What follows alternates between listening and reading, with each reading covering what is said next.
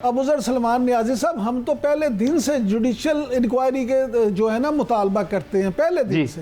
अच्छा, दूसरी बात ये कि इस बिल्कुल जो आपने दूसरी बात की उससे तो इसका मतलब है कि जो चीफ जस्टिस की सरबराही में बेंच ने फैसला दिया 63A पे, इसका मतलब है वो बिल्कुल ठीक है। आप उसी की तायद कर रहे हैं कि सिर्फ किसी भी आदमी को इस बात पे सजा तो नहीं दी जा सकती कि वो ये कर सकता है। जैसे चीफ जस्टिस साहब ने फरमाया कि अगर मैं सोचूं कि मैंने सुर्ख बत्ती तोड़ दी है तो मेरा चालान नहीं हो सकता, या अगर कोई बंदा सोचे कि मैं ये कत्ल कर दूंगा। अच्छा, इस पे मैं आता हूँ। नहीं इमरान साहब, ऐसे नहीं है। मैं इसको थोड़ा आपको समझाता हूँ, मेरी जरा अर्ज सुन लें। ये सज़ा 63A की जो सुप्रीम कोर्ट की जो बेसिकली जजमेंट थी ना, उसके बाद once you cast your vote, उसके बाद उसके पीनल कॉन्सिक्वेंसेज आते थे। एक कॉन्सिक्वेंसेज क्या था, आप अपनी सीट लूज करेंगे, और दूसरा क्या था, आपका वोट काउंट नहीं होगा, जो मुनीब अख्तर साहब की जजमेंट के बाद के कॉन्सिक्वेंसेज थे। ठीक है जी। सो ये एक हरकत हुई, फिर उसके बाद उसका पीनल कॉन्सिक्वेंसेज था, ये एंटिसिपेशन में नहीं हुआ। और दूसरी बात, ये आप इस जजमेंट से डिसएग्री भी कर सकते हैं, काफी वकला डिसएग्री करते हैं, लेकिन प्रॉब्लम क्या है? प्रॉब्लम ये है कि जिस मोड, मैनर और मेथड में ये जजमेंट लगाई गई, और जितनी जल्दी लगाई गई, और फिर एक कंट्रोवर्शियल ऑर्डिनेंस के तहत कमेटी बना के उस कमेटी के बाद एक बेंच बनाया गया जिसमें ओरिजिनल रिव्यू जिन्होंने जजमेंट लिखी थी वो जज ही मौजूद नहीं है, कानून कहता है होना चाहिए। फिर ये पूरा तरीकाकार जो था ये सारा कंट्रोवर्शियल था, बड़ा डूबियस था, और फिर उसके बाद जजमेंट आती है।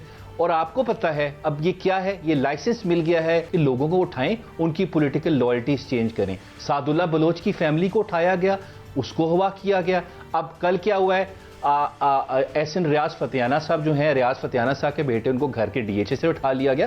क्यों उठा रहे हैं भैया? आपको गवाह कर रहे हैं, आपकी पॉलिटिकल लॉयल्टीज चेंज की जा रही है। तो एज अ जज, एज अ चीफ जस्टिस, क्या आप ये एंटिसिपेट नहीं कर रहे थे? कॉन्डक्ट से पता लगता है कि सारी नियाजी साहब, आपका इस पे एतराज जो है वो इस तरीका कार पे है कि और इसकी टाइमिंग पर है कि ये अब क्यों सुना गया, इसकी इजाजत क्यों दी गई, या फिर आप इसको लॉफुली भी अगर देखें उसमें भी आपको ये गलत नजर आता है? मेरा ये सवाल है कि ये आपको इसके तरीकाकार और टाइमिंग का इशू है। मुझे समझ आ गई जी। नहीं, मुझे देखिए, मैं कह रहा हूँ दो स्कूल्स ऑफ थॉट हैं। एक स्कूल ऑफ थॉट है जो कहते हैं मुनीब साहब की जजमेंट वो मैं समझ गई, आपको किस बात पे, आप किधर खड़े हैं? जी, मैं तो जाहिर बात है जी, मैं टोटली एग्री करता हूं, क्योंकि एक मिस चीफ को खत्म किया था मुनीब अख्तर साहब की जजमेंट ने। एक जो आइन के अंदर मिस चीफ निकल रहा था, जिसकी वजह से ये वोट बिक रहे थे, कोई लोगों को डर नहीं था कि हमारी वोट काउंट होगा और वो बेड़ा गर्क हो जाएगा। ये तो बड़ी अच्छी जजमेंट थी, लेकिन आप इसे डिसएग्री भी करें, वो प्रॉब्लम नहीं था। लेकिन अगली जो हरकत हुई है, जो बेंच बना, किस तरीके से बना, जिस तरह फैसला आया, और ये कॉन्टिन्यूशन है पूरी, जिस तरह हमारी रिकाउंटिंग में सीटें गई, किस तरह केसेस चल रहे हैं, ये सारा जमा तफरीक हो के एक आइन में अमेंडमेंट की तैयारी हो रही है। और अमेंडमेंट करके किसी को इंपोज करना है, फेडरल कोर्ट का चीफ जस्टिस बनाना है, और फिर पाकिस्तान तहरीक इंसाफ का और रगड़ा लगाएं। प्लान सारा ये है, तो ये तो हम प्रोटेस्ट कर रहे हैं, यही तो चीख रहे हैं। लेकिन नियाजी साहब, जस्टिस उमर अता बंदयाल साहब ने या बाद में 2.5 साल तक तकरीबन ये नहीं लगी, तो ये भी जुल्म नहीं है कि आप 2.5 साल तक वो नजरसानी लगी नहीं, आप कहते हैं अभी भी जल्दी में लगा दी। दूसरी ये दूसरा भी हिस्सा ले लेना। दूसरी बात यह है कि मुअज़्ज़ज़ जज साहबान अगर खुद बैठना ना चाहें, चीफ जस्टिस कहें भी कि आए और वो कहे जी हमने नहीं आना, तो फिर कौन जिम्मेदार है?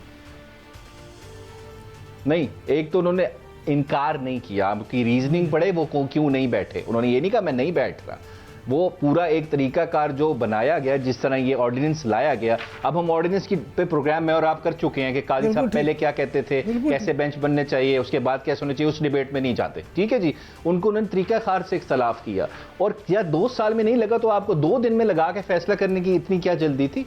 पहला सवाल तो ये बनता है ना जी। और फिर आपने ओरिजिनली बेंच ये बनाया था, मिनट्स ऑफ मीटिंग देखें, कादी साहब ने ही, उसमें मंसूर अली शाह साहब हेड कर रहे थे, ये खुद तो मौजूद भी नहीं थे। और इस बेंच के अंदर वही सारे जजेस हैं जो हमेशा पाकिस्तान तरीके इंसाफ के खिलाफ फैसला करते हैं। सो बहुत सारे कोइंसिडेंसेस हैं, तो there is always a method behind madness जो मुझे नजर आ रहा है। क्यों? क्योंकि आपको 2/3 मेजोरिटी चाहिए इस सेटअप को देनी है, और फिर फेडरल कोर्ट बनाना है, और मुल्क के आइन का बेड़ा गर्क करके उसका पोस्टमार्टम करना है। तो इस वक्त जो आज का मैं कर दूं, देखें जी, कर लें, करें। हाँ जी, एक समीना मुझे सिर्फ 30 सेकंड दे इस बात पे। देखें ये जिस तरह सुप्रीम कोर्ट चलाई जा रही है ना, जिस तरह कादी साहब चला रहे हैं, जो तो खैर उन्होंने बातें की थी उसके बिल्कुल ऑपोजिट जा रहे हैं। मैं आपको बता रहा हूँ, एक टर्म है फंडामेंटलिज्म या एक्सट्रीमिज्म इसको कहते हैं। ये एक स्टेट ऑफ माइंड होता है जिसमें मुझे लगता है कि मेरे आइडियाज़ के अलावा जिसका भी आइडिया कोई है वो गलत है, वो खाली गलत नहीं है, उसको वो विकेट है, उसको आप सोसाइटी से ही ख़त्म कर दे। तो ये इस्लामिक फंडामेंटलिज्म सुना था, क्रिश्चियन फंडामेंटलिज्म सुना था, ये मुझे इस वक्त जुडिशल एक्सट्रीमिज्म और फंडामेंटलिज्म नज़र आ रहा है, क्योंकि इतना ज़्यादा एक्सट्रीमिज्म आ गया है, बर्दाश्त ही नहीं है किसी और की बात सुनने में, ना किसी वकील की। चलिए एक ब्रेक ले लेते हैं, सबको ही गलत समझा जा रहा है। एक ब्रेक लेते हैं, उससे इमरान साहब वापस आकर इस पे बात करेंगे। तो फिर एंड अब क्या है इस सारे एहतजाज का? हम तो एक पीसफुल तरीके से प्रोटेस्ट रजिस्टर कराना चाहते हैं और वो हमारा बुनियादी हक है, लेकिन अगर आप हम पे फोर्स इस्तेमाल करेंगे, आप वायलेंस का यूज करेंगे, अगर हम आना चाहते हैं, आप कंटेनर क्यों रख देते हैं, आप रास्ता क्यों ब्लॉक करते हैं? देखें, आर्टिकल 15 आइन का कहता है फ्रीडम ऑफ मूवमेंट, मेरा हक है बुनियादी, मैं पूरे पाकिस्तान में घूम सकता हूं, आप नहीं ब्लॉक कर सकते मेरा रास्ता। ये आपको किसने राइट दिया है? मेरा राइट है। आर्टिकल 16 कहता है फ्रीडम ऑफ असेंबली, मैं कहीं भी असेंबली कर सकता हूं, इकट्ठे हो सकता हूं, पॉलिटिकल गैदरिंग कर सकता हूं, आप नहीं रोक सकते। आप एक बादशाह की जहनीत के साथ, गोरा अंग्रेज तो चला गया, यहाँ पे काला अंग्रेज छोड़ गया, उसकी जहनीत के साथ, जनरल डायर की जहनीत के साथ मेरे ऊपर हुक्म चलाएं, मेरे बुनियादी हुकूक सलब करना चाहते हैं और आप चाहते हैं कि मैं अपने प्रोटेस्ट ना करूं, तो आपको जाहिर बात है फोर्स इस्तेमाल करेंगे, उसका रिएक्शन आएगा।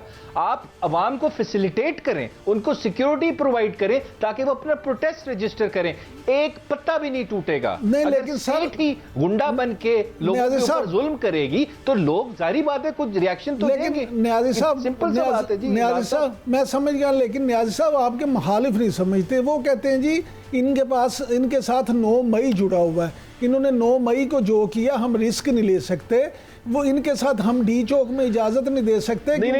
सुन तो ले सर, सवाल पूरा ले लें। वो कहते हैं जी इन्होंने वहां पे पीटीवी में घुस के जो किया था, पार्लियामेंट हाउस में जो घुस के किया था पीटीवी में, तो हम उसके बाद रिस्क नहीं ले सकते। ये भी तो बैगेज है ना एक। नहीं देखिए इमरान साहब, देखें पहली बात, 9 मई ये कौन कहता है हमने किया? अभी तो आपने किसी को उसमें सजा भी नहीं दी, जितने हमारे लोगों को पकड़ा हुआ है 1-1 साल से, आपने चालान भी पेश नहीं किए बहुत सारे केसेस में, और आप तो उसकी इंडिपेंडेंट इन्वेस्टिगेशन भी नहीं कर रहे। आपने उसको, हमने कह दिया जी जुडिशल कमीशन बनाए, फिर जवाब आया जी हम बना देते हैं, हमने कहा 100 बिस्मिल्लाह बनाए, लेकिन आपने नहीं बनाया। वो सीसीटीवी फुटेज कहाँ गई? जिन जगहों पे हमला हुआ वो सारी गायब है सीसीटीवी फुटेज। एक सीसीटीवी फुटेज उन जगहों की प्रोड्यूस नहीं की गई कोर्ट के अंदर,